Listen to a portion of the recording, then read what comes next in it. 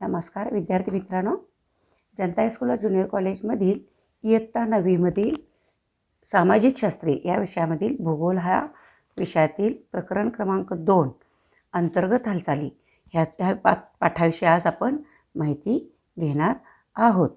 तर ह्याच्यामध्ये तुम्हाला सुरुवातीला एक चित्र दिसत आहे. स्क्रीनवरती तुम्हाला एक चित्र दिसत आहे. ते आहे बातम्यांचं, जे वर्तमानपत्रामध्ये असलेल्या वर्तमानपत्रामध्ये आलेलं एक बातमी आहे की मृत्यूचे तांडव म्हणून. आणि हे मृत्यूचे तांडव म्हणजे काय, तर भूकंपानं नेपाळमध्ये म्हणजे त्या दिवशी भूकंप झाला होता आणि त्या भूकंपाविषयी माहिती आपल्याला दिलेली आहे की ही भू अंतर्गत असलेल्या ह्या हालचालीच्या अनुषंगाने ही न्यूज तुम्हाला ऐकायला मिळते. तर ह्याच्यामध्ये काय सांगितलं की हा भूकंप हा नेपाळमध्ये झालेला आहे आणि त्याच्यामध्ये 1500 जणांचा बळी गेलेला आहे. तर आता ह्याच्यामध्ये तुम्हाला काही प्रश्न विचारलेले, तर त्या प्रश्नाची उत्तरं आपल्याला हळूहळू पाहायची आहेत. आता या बातमीमध्ये तुम्हाला मृत्यूचे तांडव कशाने घडलेले आहे, तर हे आपल्याला ह्या प्रश्नाचं उत्तर येईल की भूकंपामुळे. या भूकंपाची तीव्रता 7.9 आणि 6.6 रिक्टर इतकं स्केल त्याचं होतं. दुसरा पुढचा प्रश्न आहे की संबंधित भूकंपामध्ये सर्वाधिक कशामुळे घडले आहे? बाई, भूकंपामुळे. बरोबर. मग या भूकंपाची तीव्रता किती होती? बाई, या भूकंपाची तीव्रता 7.9 आणि 6.6 रिश्टर स्केल इतकी होती. अगदी बरोबर. या भूकंपामुळे सर्वात जास्त परिणाम झालेला देश कोणता? नेपाळ देश. बरोबर. भूकंपाचे केंद्रस्थान कुठे होते? बाई, भूकंपाचे केंद्रस्थान नेपाळमधील लामजुंग येथे होते. बरोबर. इतर आपत्तीग्रस्त प्रदेश कोणते आहेत? भारत, पाकिस्तान, बांगलादेश, म्यानमार आणि तिबेट हे इतर आपत्तीग्रस्त प्रदेश आहेत. भूकंपाचे केंद्र किती खोलीवर होते? बाई, भूकंपाचे केंद्र भूगर्भात सुमारे 11 किलोमीटर खोलीवर होते. मग मला सांगा, भूकंपामुळे कोणकोणत्या प्रकारची हानी झाल्याचे दिसते? बाई, भूकंपामुळे जीवित व वित्तहानी झाल्याचे दिसते. बरोबर. तुमच्या मते भूकंप घडण्याचे कारण काय असावे? बाई, पृथ्वीच्या अंतर्गत हालचाली हे भूकंप घडण्यामागचे कारण असावे. अगदी बरोबर उत्तरे दिलीत तुम्ही. मुलांनो, या बातमीवरून तुम्हाला भूकंपाची काही कल्पना आली असेलच. ज्याप्रमाणे पृथ्वीवर काही वेळेस वेगवेगळ्या नैसर्गिक घडामोडी होत असतात, उदाहरणार्थ महापूर, वादळे, हिमवर्षाव, अतिवृष्टी, त्याचप्रमाणे पृथ्वीच्या अंतर्गत भागात म्हणजे भूपृष्ठाखाली सुद्धा अंतर्गत हालचालींमुळे भूकंप व ज्वालामुखीचा उद्रेक यासारख्या नैसर्गिक घडामोडी घडतात. पृथ्वीवरील सजीवांसाठी या घडामोडी म्हणजे आपत्तीच असतात. यांना नैसर्गिक आपत्ती म्हणतात. यांच्यामुळे मनुष्यहानी आणि मालमत्तेची हानी होते. मुलांनो, आपण या पाठात तर तुम्ही आता ह्या जाहिरातीच्या आधारावरती, वर्तमानपत्रातील बातमीच्या आधारावरती काही प्रश्न विचारते, त्याची तुम्ही आता उत्तरं ऐकलेली आहात. तर त्याच्यासाठी तुम्हाला आणखीन एक खाली कृती करून पाहायला सांगितलेली आहे. एक प्रयोग करायचा आहे. तर त्याच्यासाठी एक टेबलाची आकृती आहे 2.2 अ ही आपल्याला पाहिजे. तर ह्याच्या पद्धतीनं जी आपल्याला सांगितलेली आहे त्या पद्धतीनं त्याची आपल्याला कृती करायची आहे. हालचाली चांगल्या प्रकारे समजतील, तसेच त्यामुळे भूकंप कसा होतो हेही समजेल. तुम्ही थोड्या वह्या आणा पाहू. एका टेबलावरती प्रथम काही वह्या घेतलेल्या आहेत. टेबलावरती प्रथम एका टेबलावरती एकमेकावरती नंतर त्यावर टेबलावरती खडू, वह्या ठेवले. डस्टर, त्यावर टोक खडू, यंत्र, डस्टर, रबर टोकाचं अशा एक यंत्र, 3-4 रबर वस्तू उभ्या अशा करून ठेवा. 3-4 वस्तू उभ्या आता केलेल्या आहेत. मधलीच एक वही आणि तिच्यावरील मधीलच वह्या एक न वही हलवता चटकन त्याच्यावरील काढून घ्या. वह्या न हलवता पहा चटकन काय आपण जर झाले. काढून घेतलं मधली तर वही मधली चटकन वही काढल्याने काढल्यामुळं त्याचा धक्का काय की किंवा त्याला परिणाम धक्का उभ्या आणि त्याचा असलेल्या परिणाम वस्तूवर उभ्या झाला आणि त्या असलेल्या पटकन खाली वस्तूंवर झाला आणि त्या वस्तू सगळ्या काय आता केल्या, आपण असाच एक पडलेल्या दुसरा आहेत, दिसत प्रयोग आहेत करणार आपल्याला. आहोत. त्यानंतर दुसरा आता प्रयोग आपण आपल्याला काय पहिल्या सांगितलं आहे प्रयोगात की बघा केली तशीच की रचना परत परत करणार आहोत. तशीच टेबलावरती वह्यांवर वह्या वह्या ठेवलेल्या आहेत. ठेवून परत त्यांच्यावर त्याच त्याच वस्तू पद्धतीनं ठेवा. डस्टर, खडू, आता मी या टोकदार गठ्ठ्याला वस्तू, हळूच धक्का देते पेन्सिल बघा. वगैरे ह्या पाहिलं काय ठेवलेल्या झालं? आहेत. तर ह्या ठेवल्यानंतर तर त्याच्यातून माझ्या काय केलं की या धक्क्याचा गठ्ठ्यातून वस्तूंवर हळूच फारसा परिणाम त्याला झाला धक्का न नाही. देता त्याचं पण निरीक्षण करा आता मी आणि परत जोराचा त्यानंतर धक्का देते. पुन्हा जरा बघा, जोरानं न धक्का द्या. वरील सर्व वस्तू आणि परत मग काय पहिल्या होतं त्याचं निरीक्षण क्रमांकासारख्या बघा. पडल्या. तर जर त्या म्हणजे टेबलाला जर खाली धक्का काही दिला तर काय होतं हालचाली की झाल्या किंवा खाली काही जोराचा हालचाली धक्का झाल्या बसला किंवा की जोरदार धक्का त्याचा बसला की परिणाम त्याचा परिणाम सर्वात वरील सर्व वरील वस्तूंवर सुद्धा वस्तूंवर होतो. सुद्धा होऊ अगदी शकतो. हेच अगदी भूकंप हेच व भूकंप व अंतर्गत अंतर्गत हालचालींच्या हालचालीच्या बाबतीत बाबतीत घडते. घडतं. जमिनीच्या अंतर्गत भागात हालचाल जमिनीच्या अंतर्गत झाल्यास भागात हालचाल झाल्यास भूपृष्ठावरील पृष्ठभागावरील गोष्टींवर गोष्टींवर परिणाम परिणाम होऊन त्या होऊन पडतात, त्या मोडतात, पडतात, मोडतात किंवा कोसळतात. कोसळतात. तर आपण काय बघणार आहोत आता? भूकंप व ज्वालामुखी याचं भौगोलिक ज्वालामुखी स्पष्टीकरण बघणार आहोत. तर भौगोलिक भूकंप व स्पष्टीकरण. ज्वालामुखी या घटना भूकंप व पृथ्वीच्या ज्वालामुखी या घटना अंतरंगातील पृथ्वीच्या अस्थिरतेमुळे अंतरंगातील घडतात. अस्थिरतेमुळे घडतात. ही ही अस्थिरता पृथ्वीच्या अस्थिरता पृथ्वीच्या अंतरंगातील हालचालीमुळे अंतरंगातील हालचालींमुळे निर्माण निर्माण होते. होते. प्रावरणाचा भूपृष्ठावर विस्तार खोलीनुसार प्रावरणाचा विस्तार 33 आणि किलोमीटर खोलीनुसार ते 33 किलोमीटर ते 2865 किलोमीटर इतका असतो. 2865 किलोमीटर इतका असू शकतो. भूपृष्ठांतर्गत हालचाली प्रामुख्याने भूपृष्ठांतर्गत हालचाली मुख्यतः प्रावरणाच्या प्रवरणाच्या थरात वरच्या होतात. थरावर होतात. प्रावरणातील किरणोत्सारी प्रवरणातील पदार्थातून किरणोत्सारी प्रचंड पदार्थातून प्रमाणात प्रचंड ऊर्जा प्रमाणात ऊर्जा निर्माण होत निर्माण असते. होत असते. किरणोत्सारी पदार्थ किरणोत्सारी पदार्थ म्हणजे म्हणजेच उच्च उच्च अणुअंक अणुअंक असणाऱ्या असणाऱ्या मूलद्रव्यांमध्ये मूलद्रव्यांमध्ये अदृश्य, अदृश्य, अतिशय अतिशय भेदक भेदक व व उच्च उच्च दर्जा दर्जा असणारी असणारी प्रारणे प्रारणे उत्सर्जित होतात. उत्सर्जित होतात. असे गुणधर्म असलेल्या असे गुणधर्म पदार्थास असलेल्या किरणोत्सारी पदार्थास पदार्थ असे म्हणतात. किरणोत्सारी पदार्थ असे म्हणतात. उदाहरणार्थ म्हणजे वाहकता युरेनियम, असलेले. थोरियम, तर त्यामध्ये रेडियम युरेनियम, इत्यादी. थोरियम आणि अशा रेडियम प्रकारच्या अशा प्रचंड प्रकारच्या ऊर्जेच्या प्रचंड ऊर्जा लहरी तयार होतात. ऊर्जा लहरीसुद्धा या तयार ऊर्जा होत असतात. लहरी एका आणि या ऊर्जा ठिकाणाहून लहरी दुसऱ्या एका ठिकाणी ठिकाणाहून दुसऱ्या जमिनीच्या ठिकाणी जमिनीच्या अंतर्गत अंतर्गत भूभागातून भूभागामध्ये वाहत वाहत असतात. जात असतात. म्हणून ऊर्जेच्या जमिनीच्या अशा अंतर्गत प्रवाहांमुळे हालचाली ह्या पृथ्वीच्या प्रवाहामुळे अंतरंगात अस्थिरता होऊ निर्माण शकतात व होऊन हालचाली हालचाली होतात. निर्माण होतात. या अंतर्गत त्यानंतर भूहालचालींचे अंतर्गत भूहालचाली, त्यांच्या गती, दिशा गती, व दिशा आणि भूरूपांवरून भूरूपे. वर्गीकरण केले जाते. तर अंतर्गत ह्याच्यामध्ये ह्या भूहालचालींचे अंतर्गत हालचालींचं वर्गीकरण. वर्गीकरण आपल्याला मुलांनो, बघायचं आहे. या तर गती, तक्त्यावरून तुमच्या लक्षात गती येईल दिलेली आहे. की त्याच्यामध्ये काय अंतर्गत सांगितले हालचाली की भूहालचालींचे मंद वर्गीकरण भूहालचाली गती, सातत्याने होणाऱ्या, दिशा उदाहरणार्थ आणि भूरूपे या परतखंडाची निर्मिती. तिन्हींच्या आधारे केले तर ब जाते. मध्ये काय सांगितले? गती शीघ्र म्हणजे हालचाली, भूगर्भात तयार भू होणाऱ्या म्हणजे ऊर्जेची घटनेच्या गती. स्वरूपात होणाऱ्या ती म्हणजे कशी भूकंप आहे? आणि ज्वालामुखी. मग मंद ती की कशी शीघ्र? आहे जर मंद हे आपल्याला असेल तर लक्षात पर्वत येईल. आणि खंडांची निर्मिती होते. तर शीघ्र भूहालचालीतून भूकंप व ज्वालामुखींची निर्मिती होते. पुढील वर्गीकरण आहे दिशांवर आधारित. दिशाचं. म्हणजे तर निर्माण क्षितिज झालेली समांतर ऊर्जा भूहालचाली कोणत्या दिशेने आणि दुसरं वाहते आहे त्यानुसार ऊर्ध्वगामी, भूहालचाली होत अधोगामी असतात. भूहालचाली. त्यातील पहिला प्रकार आहे क्षितिज समांतर भूहालचाली आणि दुसरा भूहालचालींचा प्रकार म्हणजे ऊर्ध्वगामी, ऊर्ध्वगामी, अधोगामी अधोगामी भूहालचाली. भूहालचाली. पृथ्वीच्या तर अंतर्गत पृथ्वीच्या असलेल्या अंतर्गत असलेल्या ऊर्जेच्या ऊर्जेच्या वरच्या दिशेने होणारी होणाऱ्या हालचाल हालचाली म्हणजे म्हणजे ऊर्ध्वगामी ऊर्ध्वगामी भूहालचाली भूहालचाली होय. होय, वरच्या साईडला असतात तर त्या. अधोगामी आणि भूहालचाली अधोगामी म्हणजे भूहालचाली म्हणजे भूपृष्ठांतर्गत भूपृष्ठाअंतर्गत निर्माण निर्माण झालेली झालेली ऊर्जा ऊर्जा खालच्या दिशेने खालच्या जाणे. दिशेने जाणे. त्यामुळे तयार त्यामुळे होणारी तयार हालचाल होणारी म्हणजे हालचाल म्हणजे अधोगामी अधोगामी भूहालचाली होय. भूहालचाली होय. वर्गीकरणाचा तिसरा आधार म्हणजे भूरूपे. त्यानंतर दुसरं आहे भूरूपे. पृथ्वीवर तर जमिनीची जी पृथ्वीवर विविध रूपे जमिनीची आढळतात जी विविध त्यांना भूपे भूरूपे असे आढळून म्हणतात. येतात त्यांना उदाहरणार्थ भूरूपे खंड, असं म्हणतात. उदाहरणार्थ खंड, पर्वत, पर्वत, दऱ्या, दऱ्या ही डोंगर त्यानंतर डोंगर इत्यादी.